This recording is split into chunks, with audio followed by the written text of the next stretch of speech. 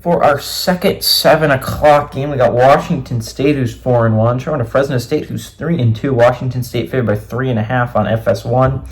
John Mateer has gone 89 and 153, thrown for 1,429 yards, 13 touchdowns, 5 interceptions.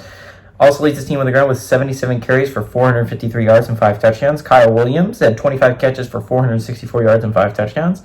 Mikey Keene has gone 111 and 167, thrown for 1,356 yards, 7 touchdowns, 6 interceptions.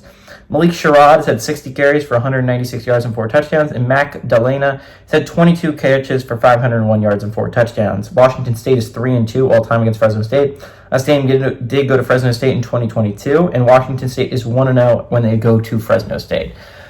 This is a weirdly interesting game. Washington State's an underrated squad, and I understand there's an interesting aspect to it, in my opinion. The Pac-2 is so fascinating to me, right? Because you can't get automatic bids. It's impossible. So you have to get an at-large bid, right?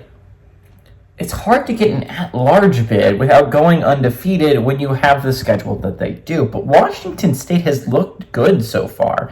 And if the Texas Tech win keeps getting better and better, and honestly has looked like it's getting better and better, the Boise State loss isn't absolutely debilitating. I'm surprised Washington State's not in the top 25 already.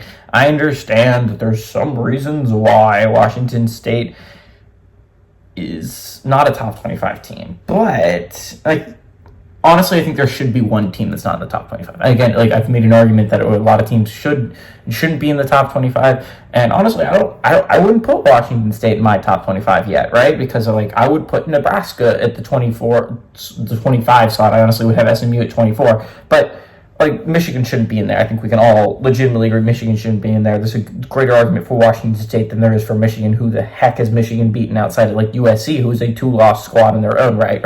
And they're a 2-loss squad. If we're putting a 2-loss squad in, why not Washington? They literally beat Michigan. And if you're going to put in Washington, you should put in Rutgers instead.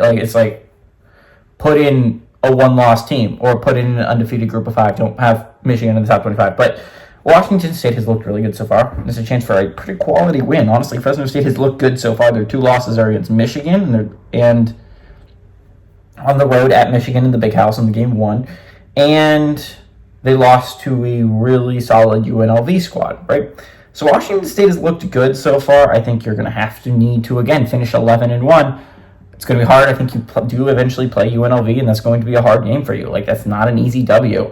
This is probably arguably your second or third hardest game of the year. You've managed to escape San Jose State, who's arguably one of the better Mountain West teams so far. If you can beat Fresno State, the only really hard game left on your schedule, I would argue, is UNLV.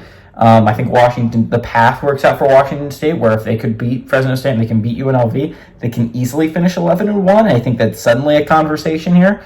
I do think Washington State's a really good squad. I think they're an underrated squad. I think they're an underrated squad coming off a bye. And I think Washington State's really good. I like them to go to Fresno State. I like them to win. I like them to cover 3.5-point spread.